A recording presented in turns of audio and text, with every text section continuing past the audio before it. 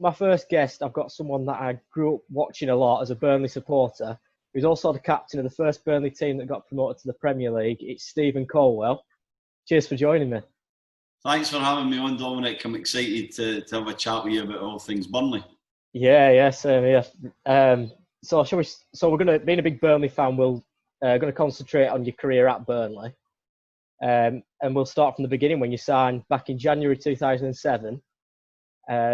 Deadline day, weren't it, that you signed from Sunderland?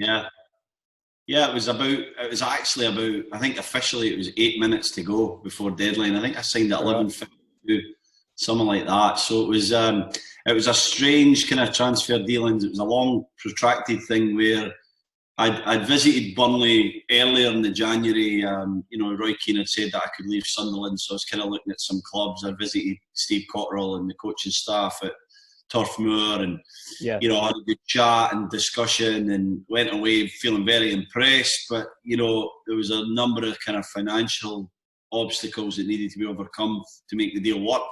Right. Sunderland's point of view and Burnley's point of view. So I was kind of in between because I didn't necessarily want to leave Sunderland at the time. I loved the club, and I felt like I had enough to offer. But Roy and I had kind of had a bit of dispute, never saw eye to eye on a couple of things, and I was kind of being heralded out the door, sort of thing. And like I said, it was back and forward. Steve was calling me constantly. Final day, a couple of things happened that made it possible, and right up to the end, it was a mad rush, getting the faxes in and the signatures, the usual stuff that you hear the stories from on deadline day every year.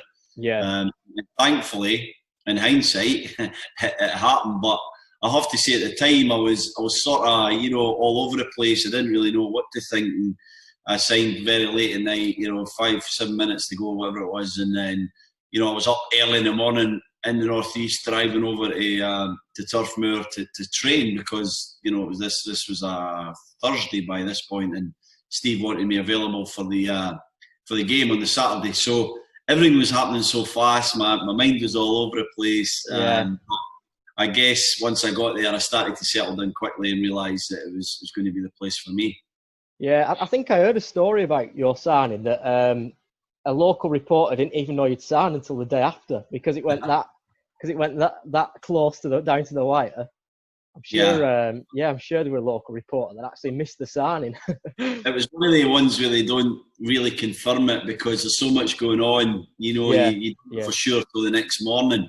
Obviously, I knew, the club knew, I got confirmation that, the papers were in and it was accepted, because there was even a point where I'm faxing it through and I'm unsure if he's going to make it or not. So, it was weird. It was the first time I'd really transferred like that as well. I left Newcastle to go to Sunderland, and it was more of a kind of pre-contract. I knew it was coming, and so this was the first one that was like done in that kind of style. So I was sort of a bit all over the place at the time, but like I said, hindsight, it's the best decision I ever made. Yeah.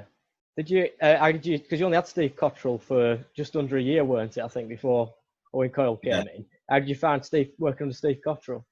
I loved working with Steve. I've got a lot to thank Steve for. Obviously, he's a man that really pushed the move for me to go to Burnley. So nothing would have happened without Steve. I think Steve was an intense guy. He was a guy that I've got, like I said, a lot of respect for, a lot of time for.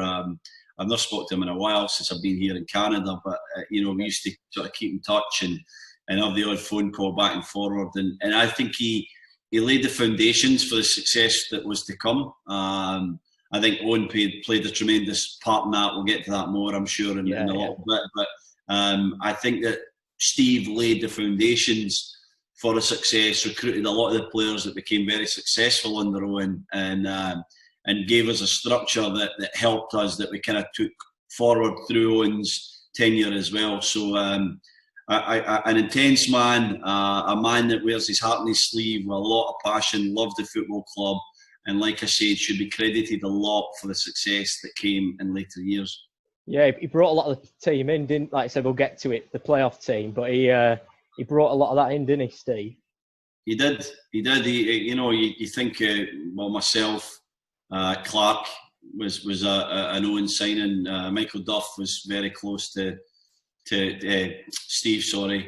Also, Wade Elliott was a guy that was that was, liked by Steve and pushed, and every one of these guys took steps under Owen. So it's kind of weird distinguishing who deserves the credit. I think they both do. I think they both played significant parts in most of that playoff winning side, being at Burnley. And like I said, a little bit of the style that we played was some of that was left over from Steve Cottrell's tenure.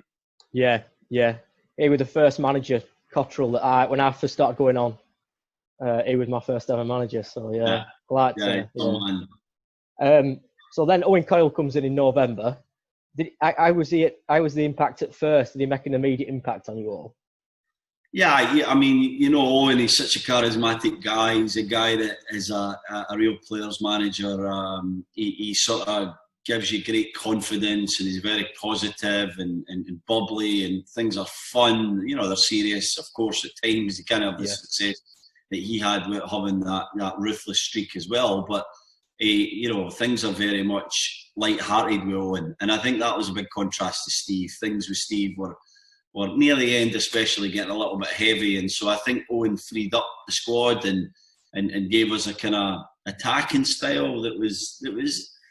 I wouldn't say it was a huge departure from what we were doing under Steve, but it was definitely more swashbuckling, more about taking the game to other teams and being positive, and we could beat anybody at Turf Moor. And after a little while, that kind of message really rubbed off on the team. And so I think that Owen was a huge influence. Eventually, at the start, it was making putting maybe square pegs into round holes and different things. But once he started to get a bit of recruitment in and players that he wanted in certain positions, then I think that we really started to excel and look like a team that could achieve something. Yeah, because that first season he came in, when I was looking back, it's a bit of a blur to me, that one, the season before the playoff one. I don't know why, but I don't know if more Burnley fans watching and agree with that. But I don't know if it's because we had so much success in what we're going to talk about, the playoff one. I just completely forgot about that, because we finished 13th, which at the time weren't a bad finish for us, really. That first season with Coyle. It was such I don't mean this derogatory, but such an average season. It was there was no drama, was there? It was like win a couple of games, lose a couple, and And I think that after the previous year, where we had when I first got there, we were in the middle of a 17-game winless streak, and it looked like for a moment we might be really dragged into the relegation fight. Yeah, I remember that. Around about Easter, we won a couple of games, maybe 2 or 3 in a row that made us quite comfortably safe in the end. But there was times where I was, and the rest of the guys were kind of worried about being dragged into that. So that was drama. And then that next year was like, like I said, it was just so average and ups and downs and no real momentum to what was happening. I felt like we were just kind of like the club everybody expected Burnley to be, maybe just languishing in the middle of the championship and not really achieving too much. And so there was no real momentum that year, no real sort of thought of what was to come. It really established itself at the start of the next season, the playoff winning season, where we really just the Eagles and the Pattersons, Thompsons, we started to add the pieces that just kind of galvanised us as a team and really brought us together and gave us the missing links, I guess, to go and achieve success. Yeah, that moving on to that season, that were. I was adding up earlier how many games we actually played. Played 63, didn't we, in the end? It was an unbelievable season. But it didn't start well, did it? We started badly at the beginning. It started terrible, you're right. I've got to go back to the pre-season where we went to America, we went to US, and we went to Carolina. Somewhere else. We went Carolina and Minneapolis. And we had a brilliant pre-season in terms of bonding and getting together and starting to get to know each other. And I think that's so important because I've had 2 really successful seasons. In pre-seasons, one with Sunderland where I won the championship and one with Burnley where we won the playoff final. But both seasons had similar starts in the US, loads of bonding, loads of togetherness, loads of sort of getting to know each other away from the pressure, the kind of British scene, or even the kind of European Alps, or some of the other pre-season type venues you go. And I think that was critical to what became the identity of who we are. But we got back, like you said, and we had that start. We played Sheffield Wednesday, we got spanked. We got battered, didn't we?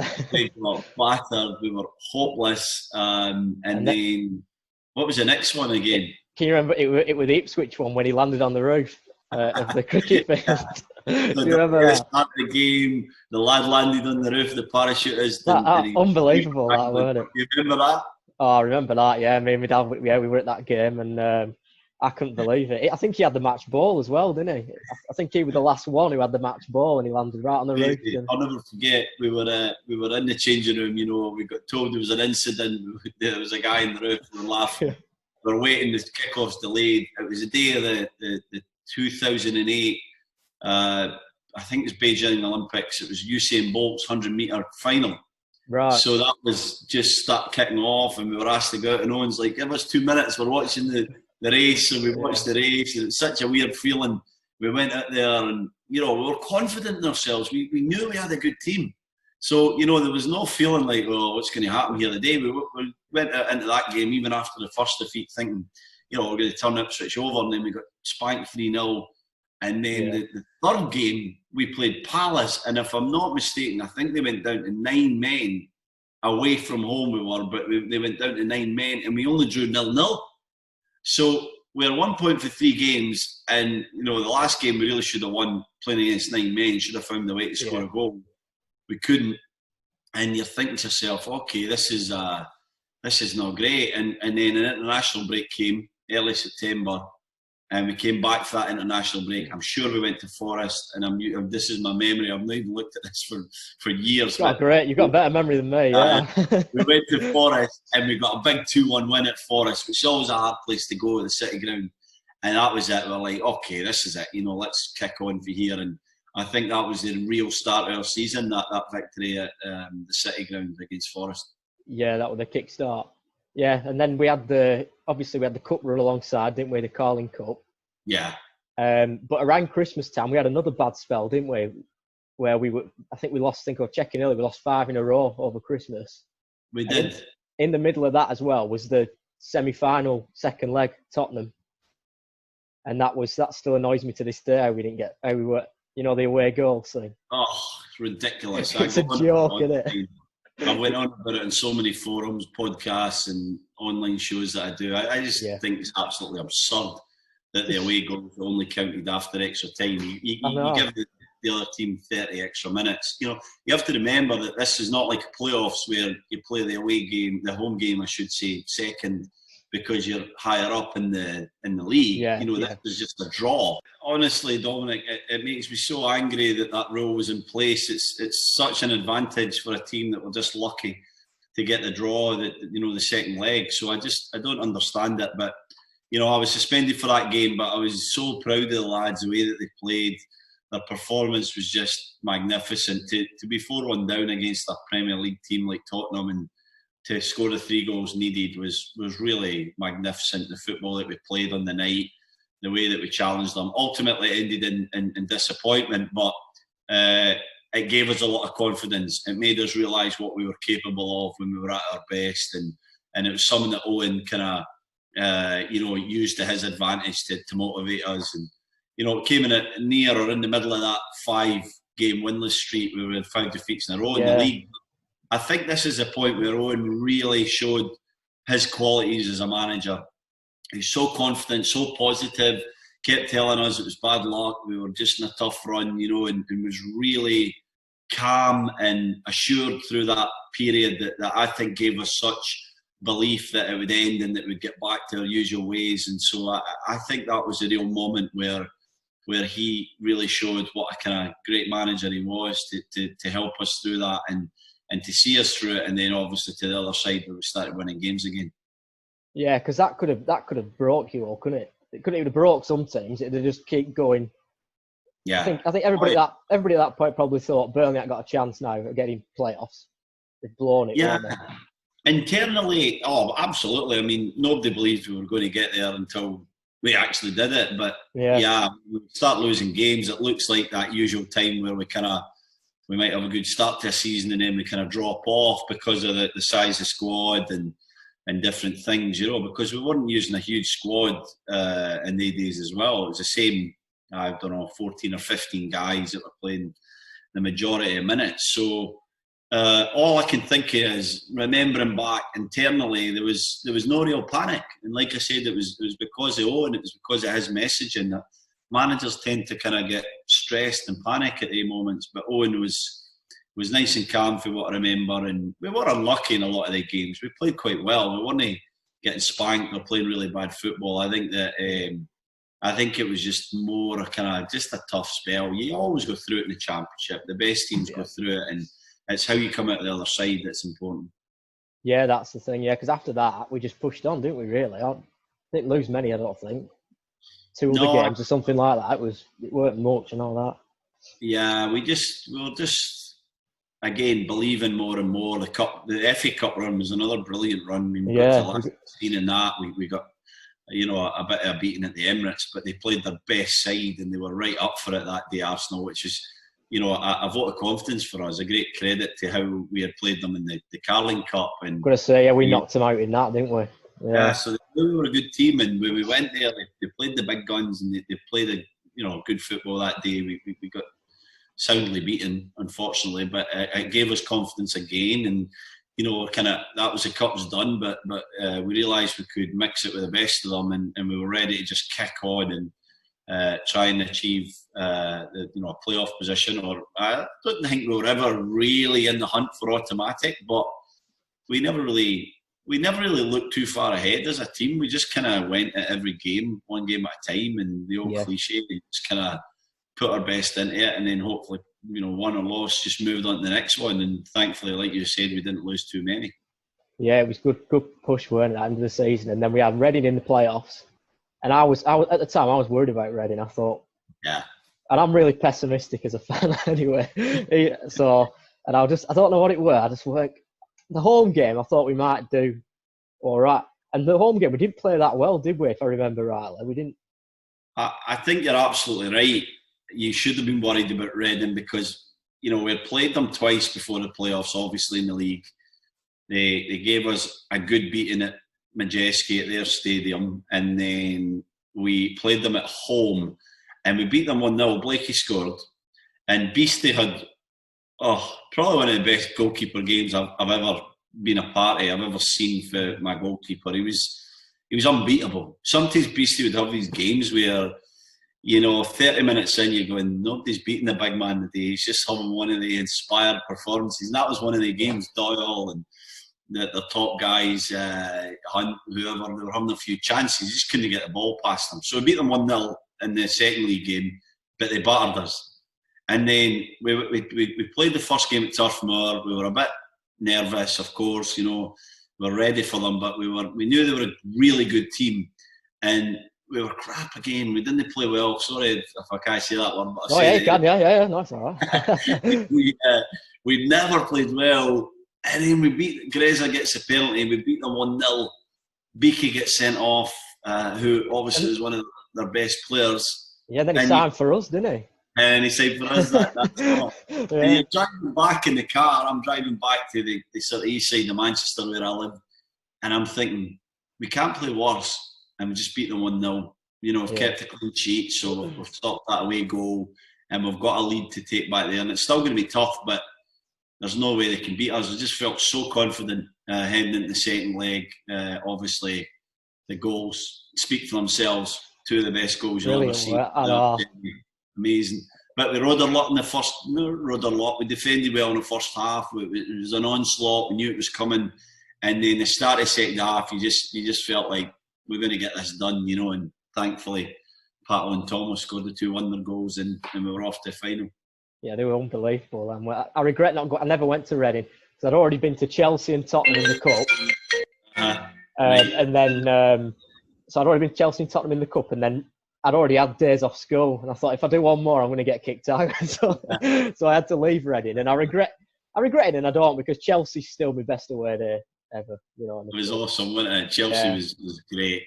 Reading was pretty good as well. But yeah, we had so many. You can only get so many days off school, mate. You got to pick the right ones. I know. I nearly got. I think in hindsight, I picked Reading over Tottenham because obviously we. Right. That's hindsight, isn't it? That's what hindsight is. Yeah. Sorry, technical issues with these computers there. It's alright, don't worry. From my brother. Right. And he'll call me like 10 times. He won't realise that I'm busy. He'll just keep calling until. Keep calling. Can come on if he wants. He wants to get off with it. So then we're on to Wembley. Sheffield United. How did you feel going into that? Were you confident? Think we're going to win that? I was very confident.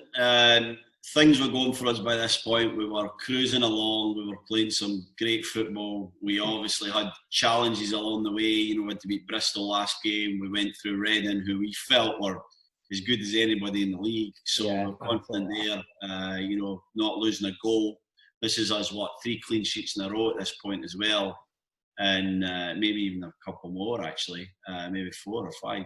But anyway, we felt good because we played well against Sheffield United that season as well. We beat them a couple of times, beat them near the end of the season, 1-0 at Turf Moor. I think part of a little glancing header. And so we were very confident, but we were respectful of who they were. They were a good side, they had good players. They were going to be a challenge. But, you know, by this point, we were always about ourselves. You know, if we did our things right, then we were probably going to be a match for most teams. And we were very confident heading into Wembley, excited. We had a few days in Portugal before to kind of relax, but get ready. And so, you know, get everything out of our system. So that when we got back, we were just all business down to London and play the game, pick up the trophy and come back to Burnley. Yeah, it was brilliant. I mean, to be honest with you, I don't remember any of the game though. Don't know why, I just don't remember any of it now, really. I've watched it back since, obviously, but that's 90 minutes. One thing I remember is my mum. She didn't used to come. She's not that into football, but she came to the final at Wembley. I think most of the time went, didn't we? Yeah. She came to the final and she was screaming in that last 5 minutes. But I've never seen anything like it. She was going mad and she was making me more nervous than I already were. So I thought I'm not taking her to another game ever again after that. But yeah, that were a nightmare. But it were what a day! It must have been brilliant for you lifting the trophy at Wembley.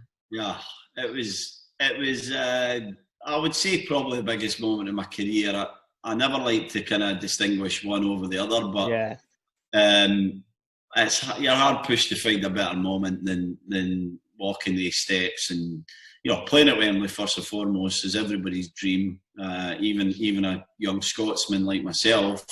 And then to walk the steps and get to lift a trophy is phenomenal. It's beyond your wildest dreams in many ways, and the day itself was amazing. We were late to the stadium in typical fashion. Just we were always kind of off with something, but it never really bothered us. We kind of got to see the fans the side of the road and stuff like that round about the stadium on the way there because we were so late. So I appreciate that. I mean, at the time I was probably more stressed than I would have liked because I wanted to go through my usual routine. But when the match started, we played okay. I think I've watched the game back a few times as well myself, and I think that we started pretty poor, and then we had that really good period where it was probably just before the goal, we scored an amazing goal. Wade's goals is up there with the best playoff goals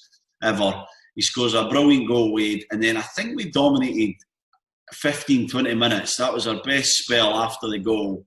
And we came in at half-time, we had the lead. In second half, we had to weather a storm, but we were very comfortable in the way that we defended that game. Clark and I were having strong games. Clark was brilliant. We were heading everything.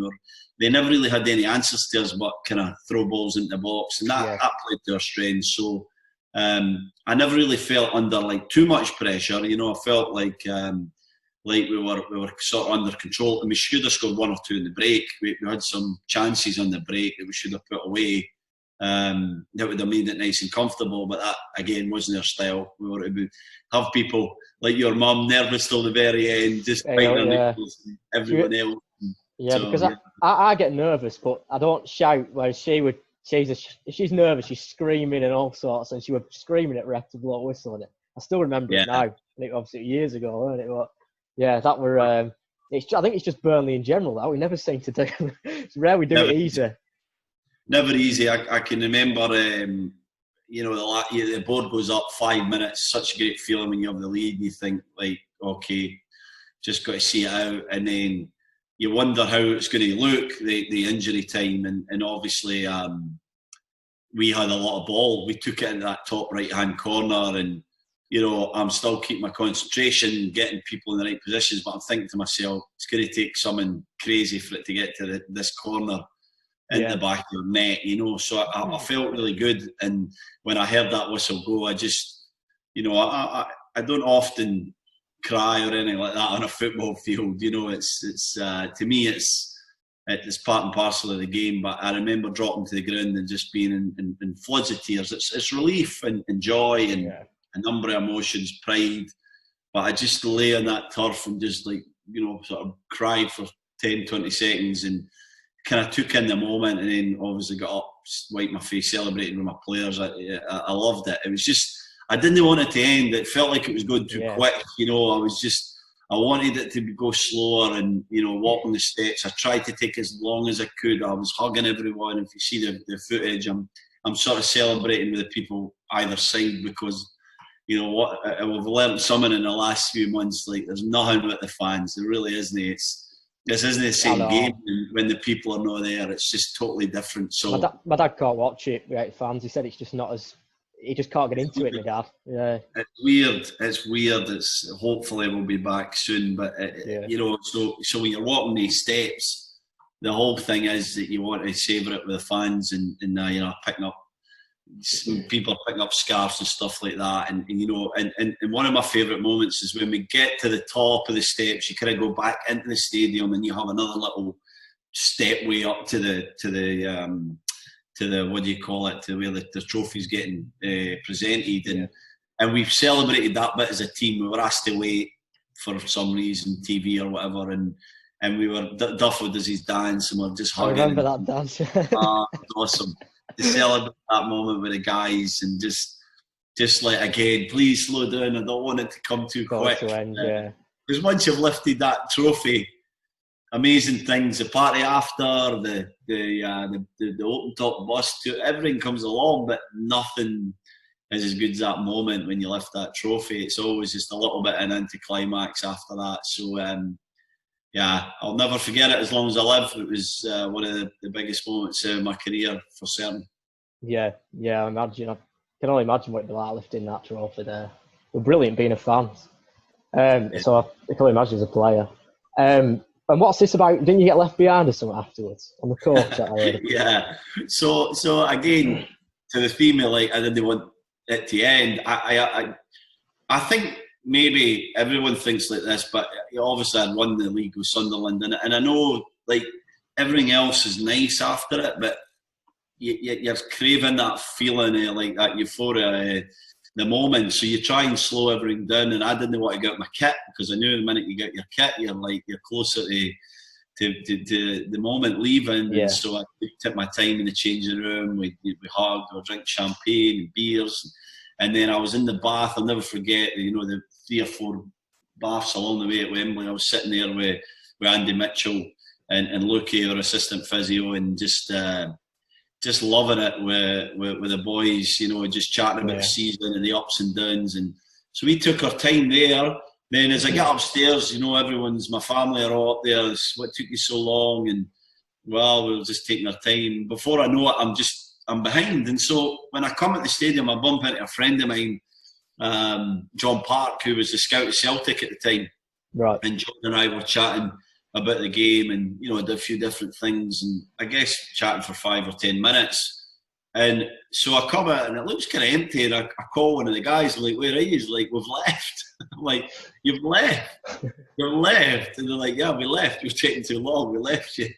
So they left the captain, and lo and behold, I get to the wife's and family bus, and they've also left the goal scorer, Wade Elliott. Me and Wade are on the other bus. So, I don't know how that could have happened, that they left the captain and the goal scorer. But anyway, we were find their own way back with the wives and family.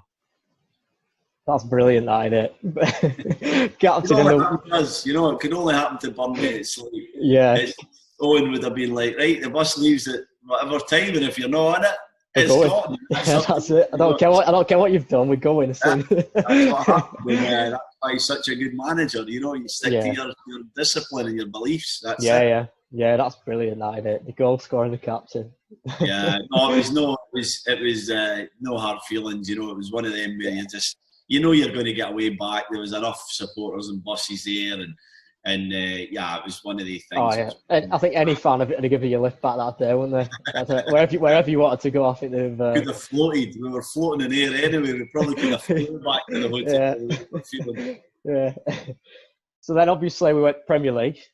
How did you find that Premier League season? Because I know a few probably didn't play. We all in leaving, and a lot of things happened, didn't they? It was horrible for me. It was really hard because I went. So we finished the season. We went away on holiday, and I'd played 61 games. Missed a couple through suspension, but none through injury or anything like that. And then I went for a run in Florida, and I felt like this pain in my kind of groin area, and I thought, okay, that's a bit weird, and came back and was trying to kind of get through this debilitating thing, this kind of almost like a chronic tendonitis pain type thing in my groins and my stomach muscles. So to cut a long story short, I was pushing through it, and I went away with Scotland to Norway, played in the game for Scotland, and pulled my stomach muscle, tore my bottom of my stomach muscle. So I missed the start of the season. This Scotland game was like 4 days before the start of the season. Another thing that I find quite strange. It's never really happened before or since. So I had to watch the guys play the first 6 games, maybe 7 games. I was really proud of watching them, especially the first one against Man U, and then we beat Everton. So we had a brilliant start, but it was bittersweet because I wasn't involved, and put in so much to be back there. And then I came back and I played about 10 games, but I was playing it with this chronic pain because I had a couple of injections, and we were trying to manage it, Mitch and I, Andy Mitchell, the magnificent physio that we had at the time, and lo and behold, played at Wolves maybe around about, I don't know, probably October, November, and I tore my adductor this time because the whole area was off. So I was out for another 3 months. There was the turmoil, Owen leaving and Brian Laws coming in, and we were kind of all over the place. I was personally, because I was injured, and the team were kind of reeling after losing Owen. He really was our leader. Yeah. I think the fans were saying, weren't they? I know there were a lot of bad blood, weren't they, at first? Yeah, and I'll never get involved in that. I'll never say anything negative about Owen, and I absolutely mean it. And I know that Burnley fans probably find this difficult to hear, but Owen got offered a really good position at a great club. His money was completely different, and he was getting no real guarantees for Burnley, and he made a move that any of us professionals would have made, so I have no problem with that. I was disappointed, of course, because I think more than anything with the fans, it was a disappointment, and obviously him going to Bolton. Now I look back at it, and what you just said, I know exactly where you're coming from. Getting more money, we'd all do the same thing, wouldn't we? You think, but it was just at the time. I'll have to say that it was partly money, I think. I mean, we need to speak to Owen about that. And also, the stability of Bolton at the time, the players that they had. Yeah. I don't think that Burnley were necessarily giving Owen the resources, the finances he needed to go and strengthen this team to sustain it in the Premier League, like we are now, of course, which is amazing. But that was not the case in 2009-2010 season. So I think when he weighed up everything, it was a move that he had to make. He had played for Bolton as well, so he had a connection there. Yeah, that were another thing. Yeah, I think so there was lots of things that I hope that Burnley fans get over it, because they need to realise the part that this guy played, and the fact that we made it to Premier League, and probably the part that we all played, but certainly Owen played, and where the club is now. Like, they wouldn't be where they are now if it was for that season. So it is disappointing, but let's move on. Let's time's a great healer, they say, don't they? Yeah. So, but it was weird, and so then I was back in the team near the end of our Premier League season, and Brian as coach. But it was never the same. It was never really. I don't think Brian really saw me as the future captain or the guy to take his team forward, and that's football. That's what happens in the game. But again, I wasn't looking to leave Burnley. I would have been more than happy to stay and fight it in the Championship the next season. But Brian did not want to renew my contract, and I was off, and that was it. And it was 3.5 years, but I felt like so much was packed into it. It really felt like 7 or 8 years to me, my Burnley career. It really was no real bad memories, even at the end. No real tough feelings about any part of my spell there. Yeah. That's. I think that probably, as a fan point of view, it was Brian Law's coming in. To us, we're a little bit of a disappointment as fans. Not only because I don't mean it against him, obviously, but just because anyone would have took the job, wouldn't they? If he got offered that job. But it was just a bit. I think that probably didn't help with the Owen Coyle went, and then when he came in, that were a bit of a downer as well for us as fans. It was the wrong choice. It was. It wasn't a great decision by the board, the directors. It was the wrong choice. It was. I can see why they made it. And again, Brian looks to Burnley and connect like Coyle, weren't it? With Bolton, Brian's an experienced manager, but he was very different for Owen Coyle, and we were not ready for that transition in the middle of a season. Brian was about staying in games and trying to be a bit more defensive, and he brought in a couple of players that were nowhere near the standard that we needed, and we kind of lost that spirit that we had under Owen. And Steve Davis should have been made the manager. He was the interim manager, and he should have been given the job full time, in my opinion, because we would have stayed up, or even till the end of the season. Yeah, would you have been happy with that then? Yeah, as a squad. Oh, delighted. I love Steve. Great man, good coach. Yeah. A guy that was very well respected, that understood what made us tick.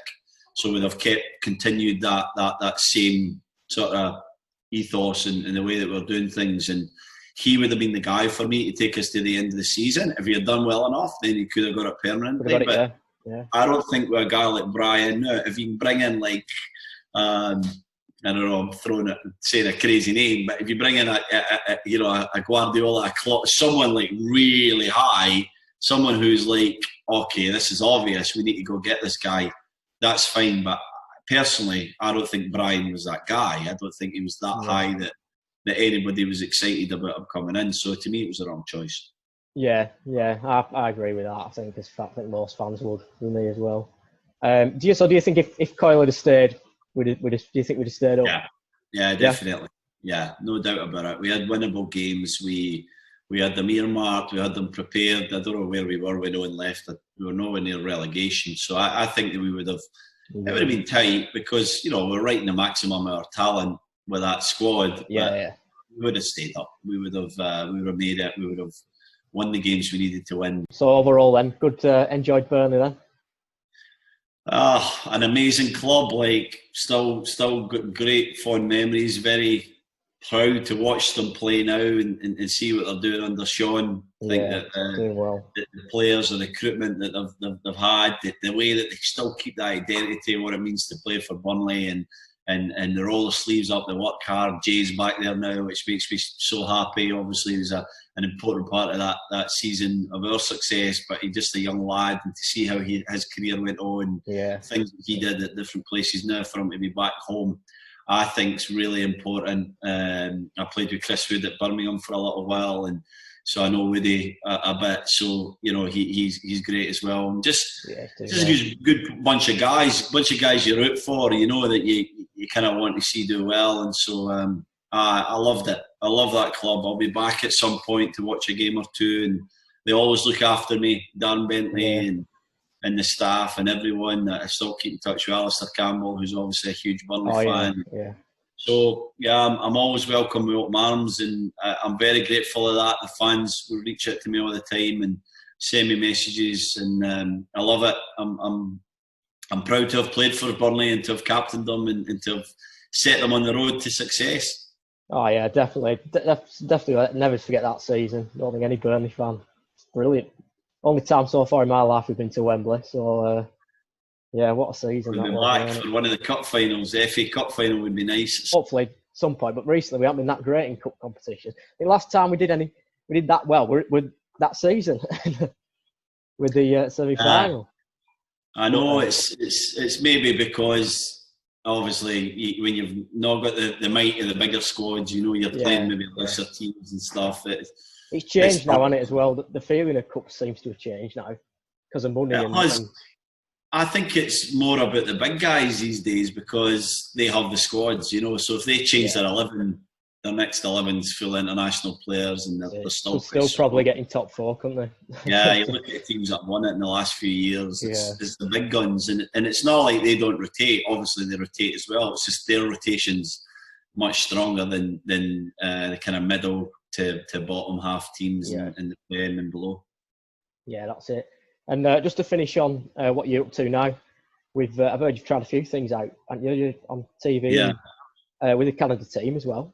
Yeah, I keep busy over here. I moved to Toronto to play for TFC, the team in MLS, and I love it. I love the city. So I've kind of set up home here. I retired in 2015, and I worked a bit in kind of the sports business side of football. I did a bit of broadcasting, which I still do. I commentate on games and do some stuff. I did the World Cup, so I love my job there with a company called TSN.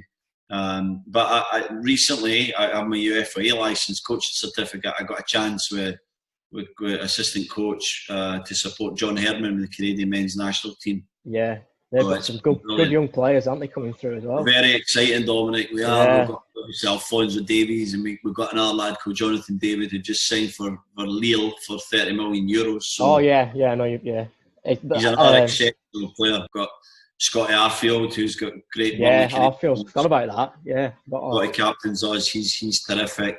Jonathan Osorio, a lad who's done really well at TFC. Could go on and on. A nice young team. We really have. Yeah. Scotty's one of our older guys. We have Atiba Hutchinson, who's still there or thereabouts as well, who played a lot of games in Turkey and in Europe. A brilliant player, but our nucleus is young. We're looking to try and develop these guys. Hopefully, make it to 2022, but. Certainly be ready for a home World Cup in 2026 where we'll be hosting games and stuff, and I think we'll make 2022. By 2026 we'll be a pretty good team. We could surprise a few with the run that we might have in that World Cup. It'll be exciting and great to be part of it. I'm loving it. It's a lot of fun, and John's a great coach who has a lot of experience and a very thorough method the way that he does things. So I'm learning a lot, and I'll hopefully keep that up for the next few years. Yeah, nice one. Yeah, good. It must be important after you retire to keep busy, like. Yeah, it's hard. It's hard for everybody. It's like the best thing in the world being a professional football player. So you lose something, and you need to transition. I also have a company, believe it or not, called Horizon Leader Group that I'm a partner of. That's about athlete transition. Where an athlete leadership development agency, we call ourselves. It's more about bringing these men and women from all sports, all walks of life, and helping them through that process with our brand development or leadership coaching, and then ultimately recruitment to find them into jobs and areas of work that's applicable to them, assessing where their strengths and weaknesses are. So a great company there. We're in the early stages. We're a start-up, but we're global once we get up and running. So good stuff there. Yeah, nice. It sounds great. That, like you say, it must be tough after football, and you've been at such a high, haven't you, in football, to come out of it. Yeah, so it's tough. We miss it. We love it. It's what it's like watching. It's just the best game. Brilliant. Yeah. So but you've got to do it. It comes to everyone, and in the end, it's about finding what the right next thing for you is to excel and use the skills that you learn in football and other walks of life. Yep. Yeah. Well, that's great. Thanks for that, Steve. Really appreciate it. Thanks, Dominic. I really enjoyed it. Yeah, I really enjoyed that. And, great to chat, and thanks to all the Burnley fans for the support, continued support, and up the Clarets. Yeah, up the Clarets, yeah. Hopefully we'll carry on being successful. Cheers.